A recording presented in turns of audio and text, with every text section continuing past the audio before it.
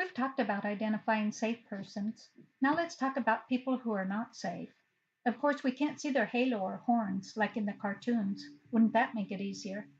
However, I believe that learning about yourself and setting healthy boundaries, that is when you identify what's valuable to you, will help make the differences stand out between safe people and those who may hurt you.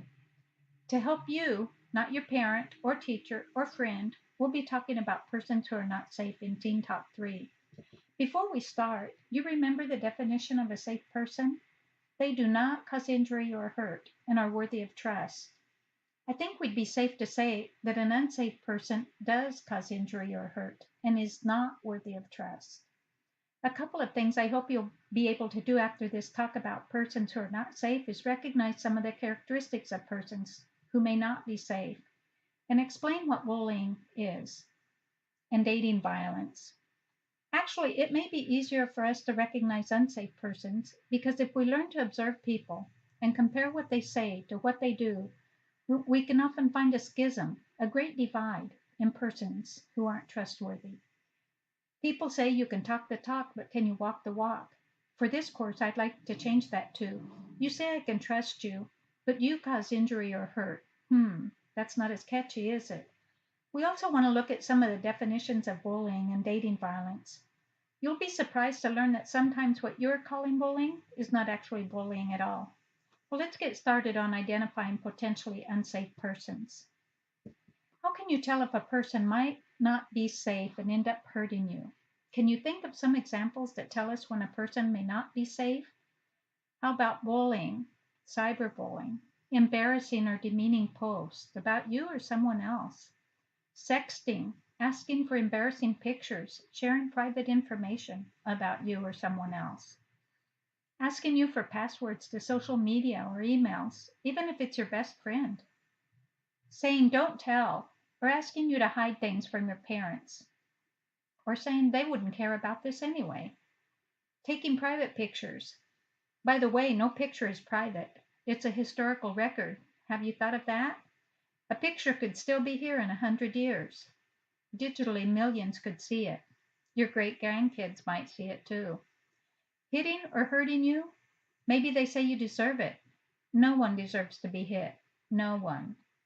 Pressuring or blackmailing you to have sex? Saying if you loved me? Saying everyone does it? Saying are you gay? All of these are pressure tactics, and pressure tactics are not respecting you. Asking you to do anything that makes you feel uncomfortable, afraid, or hurt, or saying I will hurt someone you love or you.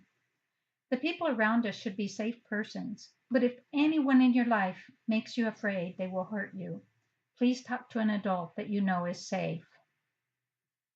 Some of the antonyms or opposites of safe can be found in a thesaurus. It's always good to increase your vocabulary, although we know the most common words like endangered, exposed, threatened, unsafe, dangerous, bad, harmful, hurtful, injurious, undependable, and unreliable. Looking at synonyms and antonyms, words that mean the same or opposite can often help us to understand the concept a little better. I can't go on without reading some of the less common words. By the way, did you know that your IQ is correlated to your vocabulary? That might explain a lot. But you can make the decisions for your life. You're in control and you can decide to learn more vocabulary or not. Anyway, having a large vocabulary can be a good friend and many times can give you the upper hand in a disagreement. Let's read some of these more theatrical words for unsafe. Imperiled, violable, innocuous, nauseous, deleterious, pernicious, wicked.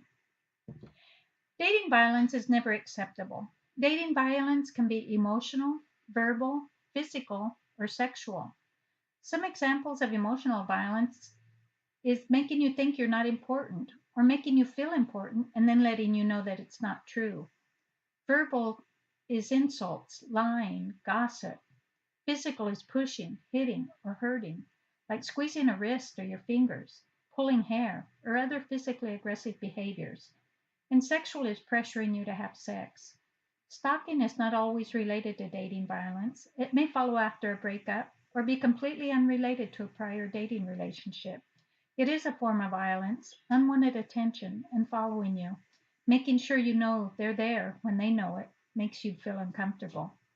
If you don't know what your values and boundaries are, then you may think pushing, insulting, and pressuring are okay if it's your boyfriend or girlfriend. Yes, girls can also be unsafe people and guilty of dating violence. Imagine that. Doesn't it seem that dating violence is just an excuse for a bully to hurt someone who's given them the honor of a special relationship?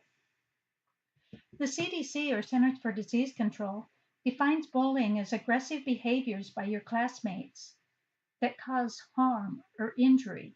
That might be verbal, emotional, psychological, or physical. It also includes an observed or perceived power imbalance. They may be older or bigger, smarter, stronger, or just more aggressive, louder, or meaner. And it occurs several times. Other actions may be wrong. They may be punishable, but are not bullying. Being mean, insults, a fight, or other conflicts that do not include power imbalance or isn't repeated multiple times. I've heard a lot of students cry bullying when someone was mean to them. It fits the first criteria, unwanted aggressive behavior by other youth, but there's no power imbalance and is not repeated many times. To me, the definition means that bullying is done by a classmate who constantly picks at you and makes you feel less valuable. Bullying can include cyberbullying, sexting, embarrassing photos, rumors, shunning, shaming, and it's very often sexualized. Do you believe there's any person on this earth who is less valuable as a person than others? If you do, then you may have a bully mentality. Do you believe you're as valuable as anyone else? Then it may be harder to bully you. Let's identify the persons in the crowd when someone is being bullied. It often happens in the halls or the restrooms. First, there's a bully, a person who believes there's something special about themselves. Although we're going to find out that a bully may really be a very insecure individual who desperately wants to believe there's something special about themselves. A person is targeted or chosen to be bullied. The target is different in some way from the bully. Perhaps something about them makes the bully feel uncomfortable about themselves. Often the bully gets supporters to help bully, and there are participants. Then they make sure to have an audience who is entertained by these actions, but are too afraid to be the actual bully. They're followers, giving approval and applauding, so to speak. The bystanders are witnesses. They can see what's going on and may feel supportive of the bully. They may be indifferent or even dislike and disagree with what is happening, but they don't get involved. Then there are defenders. These are bystanders who know what their values are, who have strong boundaries, and who aren't afraid to intervene and say, back off, what you're doing is wrong. What role do you play in bullying? You know, whatever it is, you can change it. You are the one who makes the decisions about who you are and what's important to you. Resilience is the ability to bounce back, kind of like memory foam. Teens said in one survey that the most helpful action taken by teachers and other adults was to be listened to. I believe knowledge is also power and can dissolve that observed or perceived power imbalance. When everyone knows, first of all, that no one has the right to bully anyone else, then things might change. No one has the right. Did you know that bullies are often more revealing about themselves and their fears with what they're saying? That's good info to know, right? Psychologists call it projection. If a bully calls someone jerk or gay or ugly or stupid, it helps to realize they may be shouting out their deepest fears about themselves to the world. Think about a time when you saw someone bullied or when you were the bully. What was said? I believe bullies need as much help as those who bully, and punishment may be called for, but will not change their thinking. If you're a bully listening to this talk, only you can change your way of thinking. You're the only person who can change what you see as valuable and important in life. And I'm sure that there is probably some bully in this group listening to this teen talk. We need to get back to resilience, but I believe that understanding why people bully can erase many of the observed or perceived imbalances of power, increasing the resilience of the person being bullied. It makes sense, right? If you saw the Wizard of Oz, you saw a very insecure person hiding behind the curtains, manipulating all the smoke and mirrors and speaking with a booming voice. Until someone pulled back the curtains, right? It's really important, again, to maintain an open line of communication with adults. Discuss the person's actions with a trusted adult to gain perspective on how it's affecting you. It's also important to develop strategies on how to respond to a potential attack and to practice acting it out. It's good if you have someone you can role play with. And remember, your response should reflect your values, not the bullies. So don't pay them back with the same. Even though they don't deserve it, you can show the respect toward them that you feel for yourself. That's also projection, isn't it? You revealing that you respect yourself by respecting others. When you identify your beliefs, remember, it strengthens your boundaries.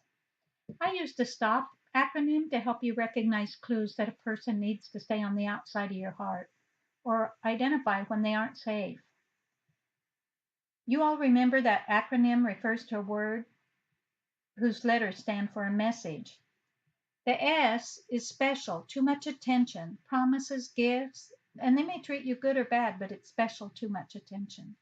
T, touches or talk, that makes you feel uncomfortable or hurt you. O, offers or orders, keep it secret or don't tell anyone. Might just be a suggestion. And P, pressures, threatens, instills fear, intimidates, or blames you. If there's an individual in your life that meets the stop criteria, it's important for you to talk to a trusted adult about what's going on. As it says here, bullies, abusers, and predators want you to feel like you're childish or a snitch.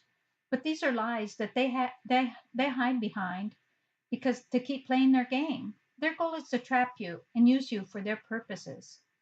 I hope you learned some of the characteristics of persons who are not safe and that you can explain bullying and dating violence in simple terms after this talk, because those are the main things I'd like to share with you about unsafe people.